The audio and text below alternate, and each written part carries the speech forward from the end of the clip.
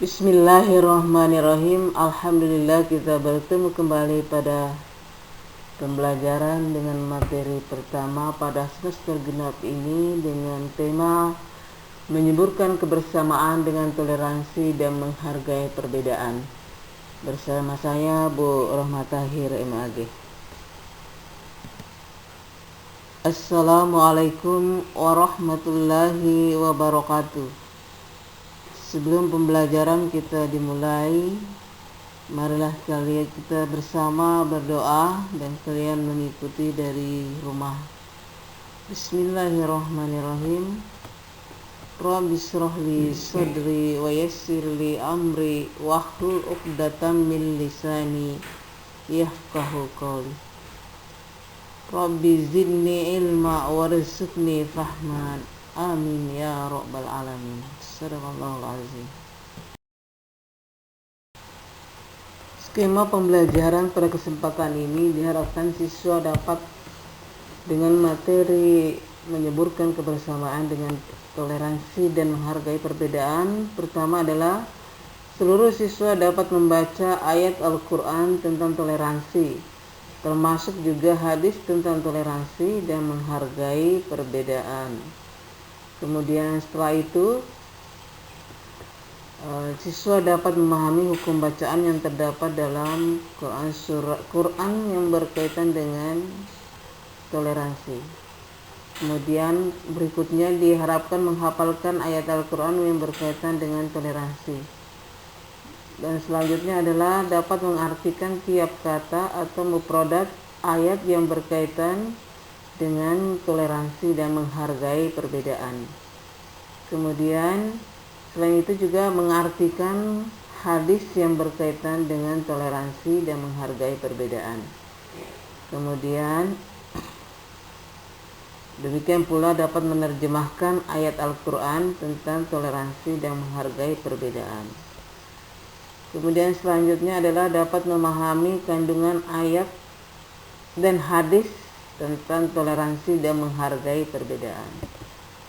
Kemudian berikutnya adalah mengamalkan dan membiasakan sikap toleransi dan menghargai perbedaan dalam kehidupan kita sebagai umat Islam maupun sebagai bangsa, kehidupan berbangsa dan bernegara. Kemudian selanjutnya diharapkan melahirkan sikap mulia, yaitu pertama, mencintai Al-Quran. Kemudian yang kedua, menjadikan atau menjadi anak yang memiliki jiwa toleransi. Kemudian yang ketiga, dari pemahaman itu dapat melahirkan sikap menghargai perbedaan di antara sesama umat Islam. Artinya toleransi di antara sesama kita sebagai umat Islam, dan toleransi menghargai perbedaan dengan yang berbeda agama atau di luar daripada orang Islam atau non-Muslim. Yang keempat adalah menimbulkan rasa cinta kepada agama kita, kemudian mencintai tanah air kita. Kemudian yang kelima adalah menjauhi sikap permusuhan yang dapat menimbulkan perpecahan dan permusuhan di antara sesama umat beragama, sesama umat Islam dan kepada yang berbeda agama.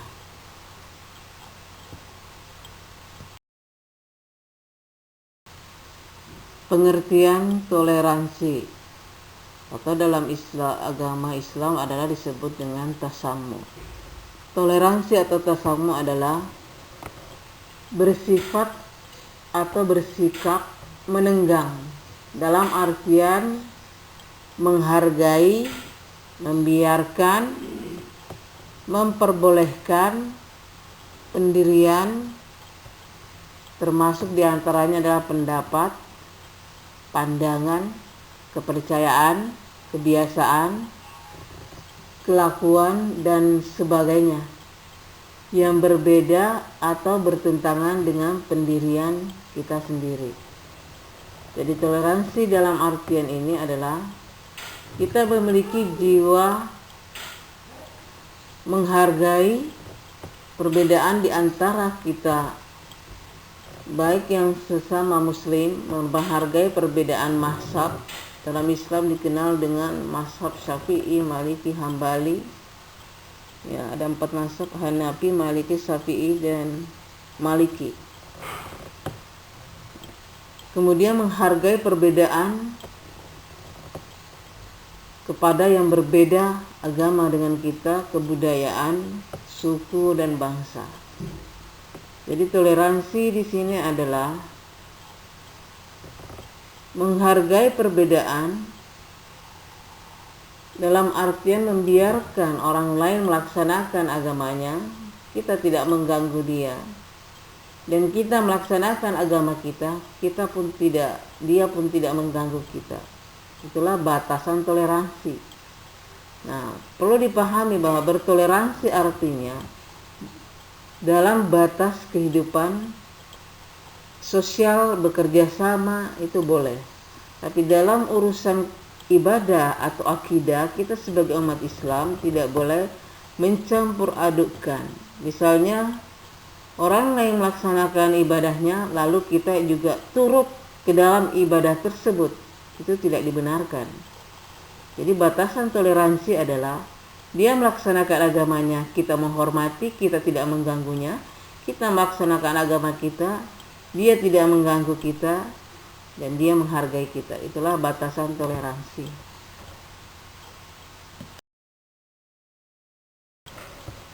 Ayat Al-Quran tentang toleransi.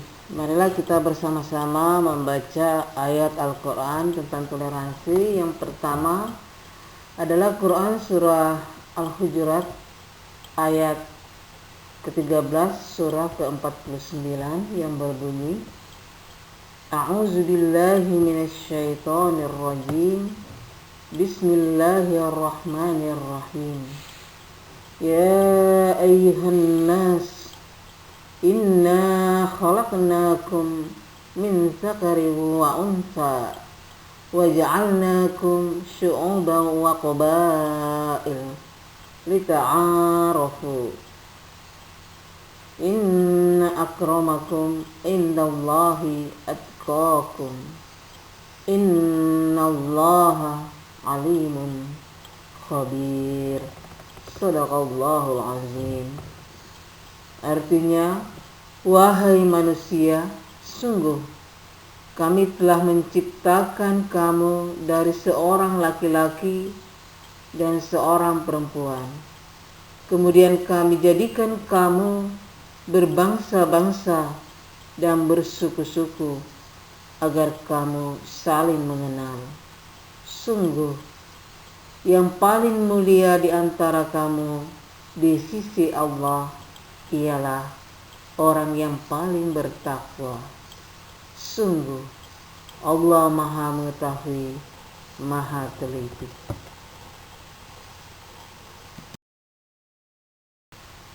Ayat yang kedua yang berkaitan dengan toleransi yaitu Quran surah Al-Kafirun surah ke-111 ayat 1-6 yang berbunyi, A'udzubillahi minasyaitonirrajim. Bismillahirrahmanirrahim. Silahkan kalian mengikut di rumah ya. Qul ya ayyuhal kafirun la a'budu ma ta'budun wala antum abiduna ma a'bud wala ana abidun ma abadtum wala antum abiduna ma a'bud lakum dinukum waliyadin. Shadaqallahul azim. Artinya, katakanlah, hai orang-orang kafir, aku tidak akan menyembah apa yang kamu sembah, dan kamu bukan penyembah Tuhan yang aku sembah, dan aku tidak pernah menjadi penyembah apa yang kamu sembah, dan kamu tidak pernah pula menjadi penyembah Tuhan yang aku sembah. Untukmu agamamu dan untukkulah agama.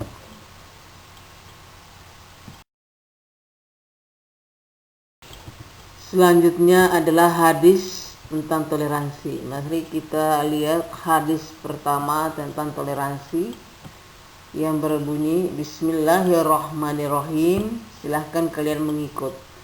An Abi Hurairah qala Rasulullah sallallahu alaihi wasallam, Innallaha la yanzuru ila suwarikum wa amwalikum walaki yanzuru ila qulubikum wa a'malikum. Artinya, dari Abu Hurairah ia berkata bahwa Rasulullah Shallallahu Alaihi Wasallam bersabda, sesungguhnya Allah tidak melihat pada bentuk rupa dan harta kalian, akan tetapi Allah hanyalah melihat pada hati dan amal kalian. Hadis riwayat Muslim nomor 2564.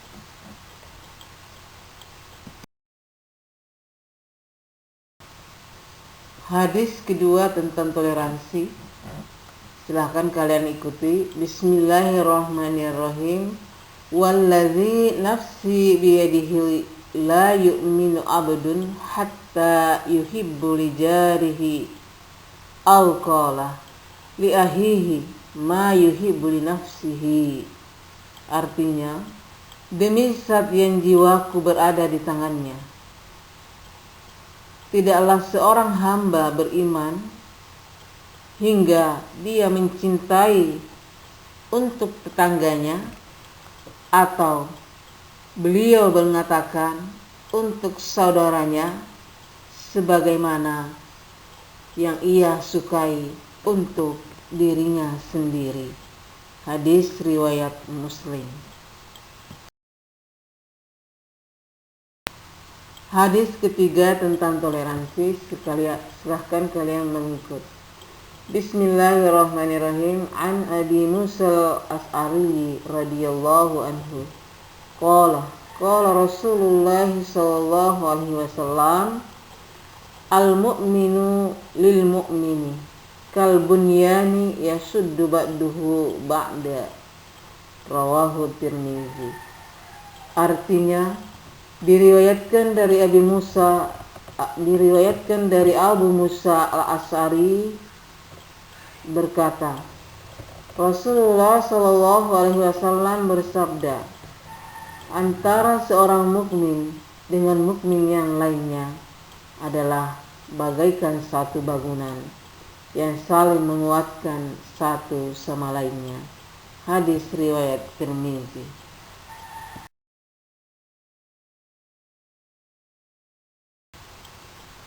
Kandungan Quran Surah Al-Hujurat ayat 13.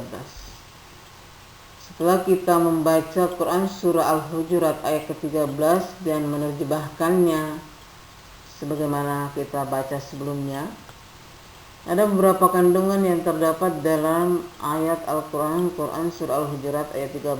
Yang pertama adalah kita sebagai umat Islam diajarkan untuk tidak membeda-bedakan orang lain berdasarkan kekayaan, warna kulit, ras, suku, bangsa, dan perbedaan fisik lainnya.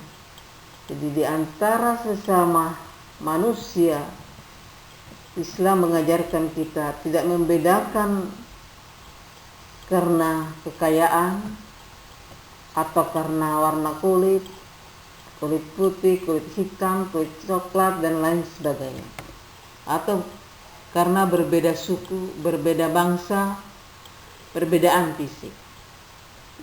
Yang ada adalah merupakan ciptaan Allah Subhanahu wa Ta'ala, dan kita tidak boleh membeda-bedakannya karena berdasarkan perbedaan tersebut. Kemudian yang kedua adalah manusia menjadi mulia di sisi Allah Subhanahu wa Ta'ala bukan berdasarkan karena kekayaannya, karena kulitnya putih, karena sukunya dari kalangan bangsa yang terhormat atau kepala suku dan lain sebagainya, atau karena fisiknya yang bagus, yang gagah, yang cantik. Tetapi sesungguhnya Allah Subhanahu wa ta'ala menilai seseorang atau mulianya kita di hadapan Allah adalah karena berdasarkan keimanan dan ketakwaan kita kepadanya. Karena sesungguhnya Allah Subhanahu wa ta'ala melihat hambanya itu, melihat kepada kebersihan hatinya dan amal-amal solehnya. Kemudian yang ketiga, karena Allah menciptakan kita berbeda-beda, baik suku, bangsa, dan kebudayaan, untuk kita saling mengenal, ta'aruf dari berbagai jenis dan karakter manusia.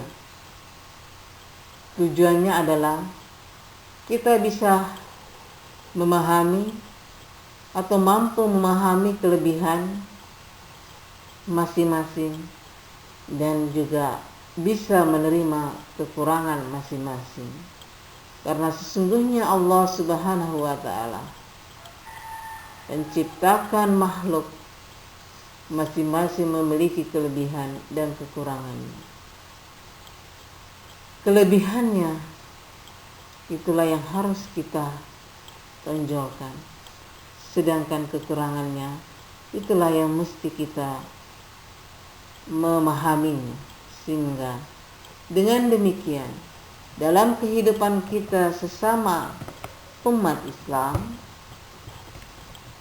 berbeda mazhab, ya, berbeda bangsa kita, ada perbedaan mazhab, ada mazhab Syafi'i, Maliki, Hanafi, tapi dalam hal urusan fikih, nah kita saling menghargai. Misalnya dalam sholat yang berkaitan dengan sunnah, misalnya sholat tarawih, ada yang melaksanakan 8 rakaat kemudian menambah witir 3 sebagaimana yang dilaksanakan oleh Rasulullah. Kemudian ada yang melaksanakan sholat sebagaimana yang dilaksanakan oleh para sahabat. Umar 20 rakaat tambah witir 3 menjadi 23. Maka yang melaksanakan sholat 8 rakaat tambah witir 3 menjadi 11. Kemudian yang melaksanakan sholat tarawih yang melaksanakan 20 tambah witir 3 menjadi 23. Kita saling menghargai, tidak saling mencela. Karena sesungguhnya yang perbedaan itu hanyalah persoalan sunnah. Tetapi kita sepakat dalam persoalan keyakinan akidah itu tetap harus dijunjung tinggi. Jadi perbedaan dalam hal sunnah, mubah, itu kita sesama umat Islam atau toleransi di antara kita sebagai seorang muslim itu harus kita menghargai. Jadi tidak harus menimbulkan perpecahan di antara umat hanya karena misalnya perbedaan, ada yang pada saat sholat subuh ada yang kunut, ada yang tidak kunut. Karena sesungguhnya kunut itu adalah sunnah. Dan silahkan yang mau kunut dan silahkan yang tidak mau kunut. Jadi ketika kita mampu menghargai perbedaan di antara kita umat Islam, hanya perbedaan mazhab itu, maka insya Allah akan menimbulkan suatu persatuan dan kekuatan umat. Dan ini yang lebih penting bagi kita sebagai orang Islam. Mari kita kokoh dalam akidah, menghargai perbedaan mazhab, dan tetap menjalin persaudaraan dan persatuan di antara kita, sehingga kita menjadi suatu kekuatan yang besar yang bisa melahirkan berbagai peradaban di dunia ini. Kemudian selanjutnya berkaitan dengan Al-Quran, kandungan Al-Quran surah Al-Kafirun ayat 1-6. Ini kaitannya dengan toleransi dengan non-muslim. Nah, dengan non-muslim, bagaimana sikap umat Islam terhadap yang non-muslim dalam hal akidah atau keyakinan.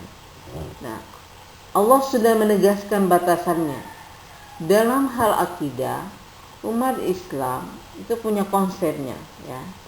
Di umat Islam tidak akan pernah menyembah apa yang disembah oleh agama lain. Dan agama lain pun tidak pernah menjadi penyembah apa yang kita sembah. Jadi silahkan kalian menyembah menurut kepercayaan dan keyakinan kalian, dan kami umat Islam menyembah Tuhan yang kita yakini, yaitu Allah Subhanahu wa Ta'ala.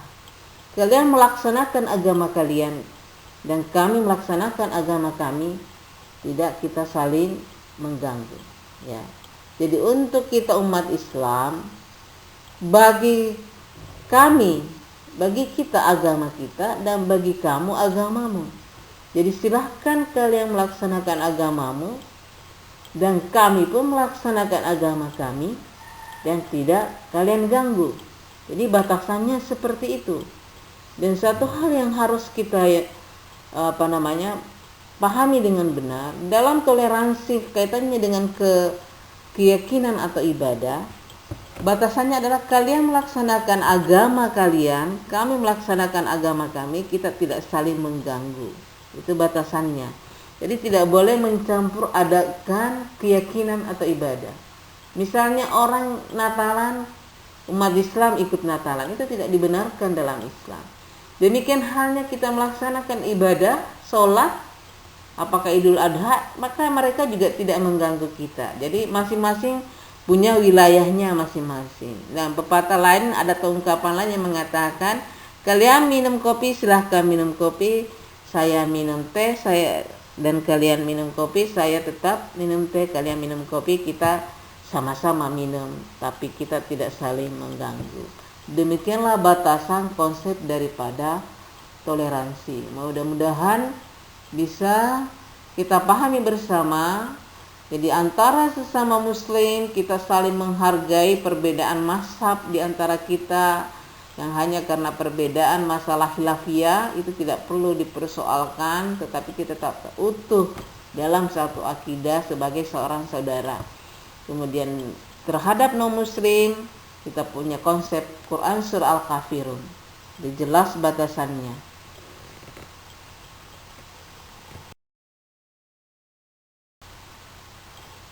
Kandungan hadis tentang toleransi. Mari kita melihat makna yang terdapat dalam hadis yang telah kita bacakan sebelumnya, yaitu hadis pertama, bahwasanya Allah Subhanahu wa Ta'ala tidak melihat kepada rupa dan bentuk manusia. Jadi Allah tidak melihat kepada bentuk kita gagah, cantik, jelek, sederhana, dan lain sebagainya.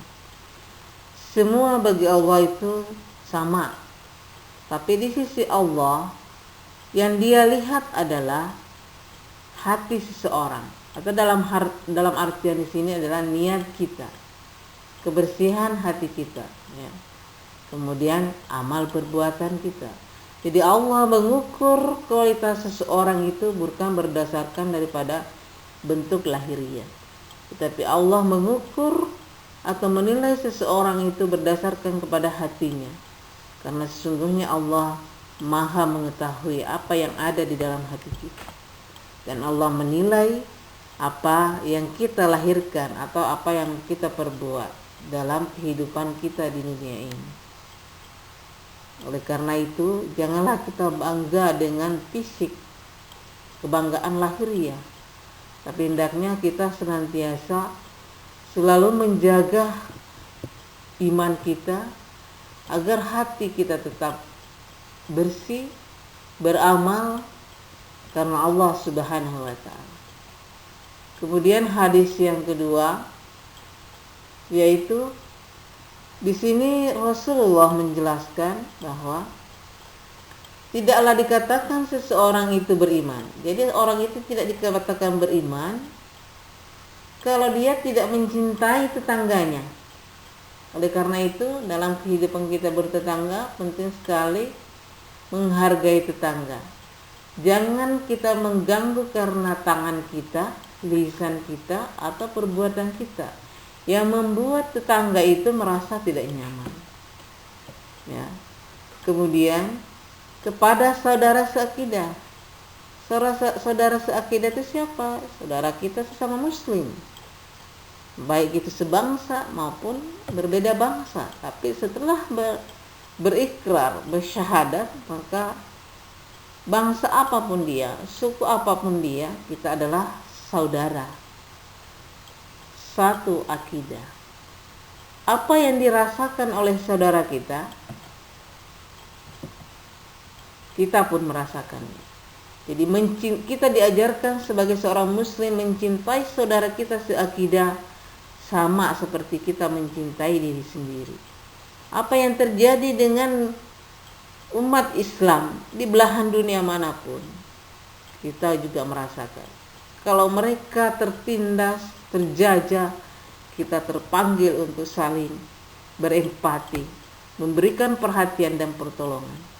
Demikian sebaliknya, jika umat Islam di belahan dunia manapun mendapatkan keberhasilan, kemakmuran, kemasyhuran pada bangsanya, maka kita umat Islam di negara manapun turut bangga dengan prestasi tersebut.